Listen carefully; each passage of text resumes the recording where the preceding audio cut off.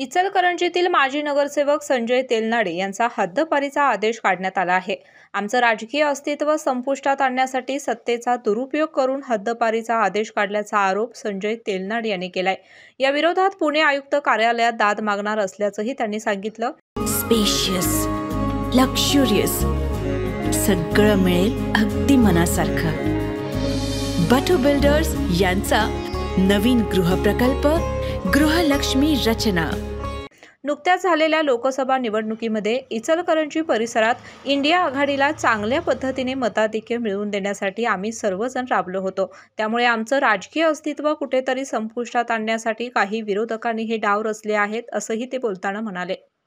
पुढच्या काळात देखील आपण पूर्णपणे 100% सक्रिय राहायच्या दृष्टिकोनानं ही गावामध्ये सगळीजण पोरं आहेत, सगळे एकत्रित राहून चांगल्या पद्धतीचं कामाला चालू ठेवा।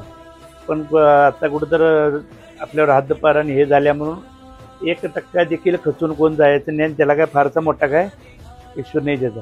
ते वरच्या लेवलला कसं कोण कॅन्सल करून घ्यायचं, आपणाला आयुक्त लेवलला असू दे किंवा हायकोर्टामध्ये आपल्याला न्याय मागता येतो। त्याचं काय करायचं माझं मी बघून घेतो आणि 100% यातनं आपण पार पडते। फार मोठा विषय योग आहे नाही आहे, पण आपण कुठंतर लोकांच्यापासून बाजूला राहावं म्हणून यांनी जे षडयंत्र केल्यात ते 100% त्यावर आपण मात करू शकते। तुम्ही कुठल्या गोष्टीला खचू नका। 2019ला एवढा मोठा प्रसंग घडला तरी आपण बाहेर राहून त्या गोष्टीवर सगळं मात करून आपण यातनं आतापर्यंत आलो आहे। 100% यातनं तर परवा पण एक केस निर्दोष झाल्या, बाकीचे केसेस पण निर्दोष होतील, त्यात काय मात्र शंका नाही।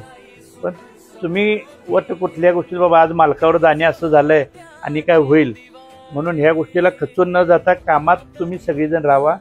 आणि प्रभागातली कुठली जरी कामं असतील, आजूबाजूच्या खेड्यातले असतील, तुमच्यापर्यंत कोण लोक जर पोहोचवलीत, काम जर काय माहिती कळालं किंवा काय असेल तर फाउंडेशनला तुम्ही संपर्क साधून त्या पद्धतीनं काम चांगल्या पद्धतीचं परत चालू ठेवा। आणि स्मिता स्वतः इथनं पुढे तुमच्यात असणार आहे, सारिका वहिनी बी असणार आहे, चंदूदादा जे आता इथं आहेच सगळ्याबरोबर। अशाच नवनवीन अपडेट पाहण्यासाठी आमच्या KK न्यूज चॅनेलला सबस्क्राईब करा।